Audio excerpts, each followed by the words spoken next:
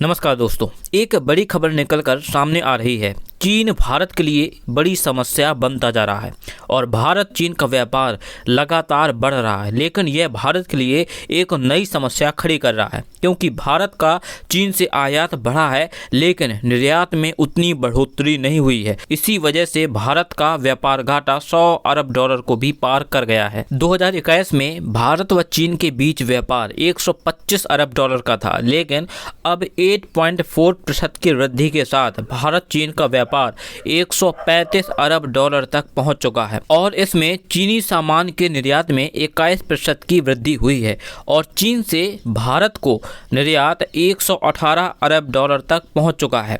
यानी चीन भारत के बीच में व्यापार असंतुलन चीन के पक्ष में 100 अरब डॉलर से भी ज़्यादा का है और ये सब तब है जब चीन भारत के बीच सीमा पर तनाव बढ़ा हुआ है और कई बार झड़पें भी हुई हैं। और हाल ही में 9 दिसंबर को तवांग सेक्टर में भारत व चीन के बीच झड़प हो गई थी। इसमें कुछ सैनिकों को चोटें भी आईं और भारत के 20 जवानों की मौत भी हुई थी। इसके अलावा साल 2020 में लद्दाख में गंभीर स्थिति पैदा हो गई थी।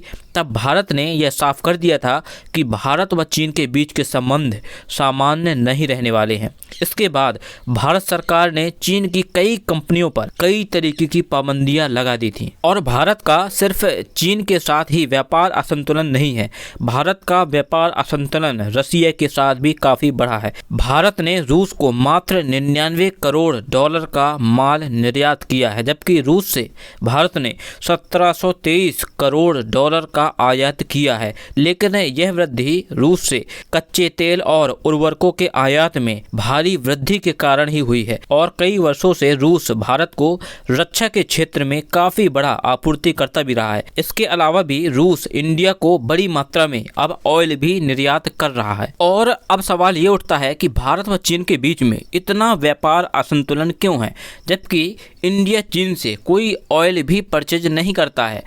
चीन से भारत इलेक्ट्रिकल और मैकेनिकल मशीनरी के अलावा कई तरीके के केमिकल खरीदता है। ये केमिकल भारत के फार्मा इंडस्ट्री के लिए काफ़ी अहम है और इससे हमारे देश में दवाएं बनाई जाती हैं, लेकिन इनको बनाने में भी केमिकल लगते हैं वो चीन से ही आते हैं। और वहीं दूसरी तरफ भारत चीन को बड़े पैमाने पर कॉटन, आयरन एंड स्टील और अयस्क वगैरह बेचता है। भारत चीन से इलेक्ट्रिकल उपकरण भी खरीदता है, जो कि भारत के व्यापार घाटे को बढ़ा रहे हैं। भारत को मैन्युफैक्चरिंग पर ज़्यादा ध्यान देना होगा ताकि भारत की चीन पर निर्भरता कम हो सके। तो दोस्तों, वीडियो आपको कैसा लगा? पसंद आया हो तो लाइक कीजिए और सब्सक्राइब कीजिए। मिलते हैं नेक्स्ट वीडियो में। जय हिंद, जय भारत।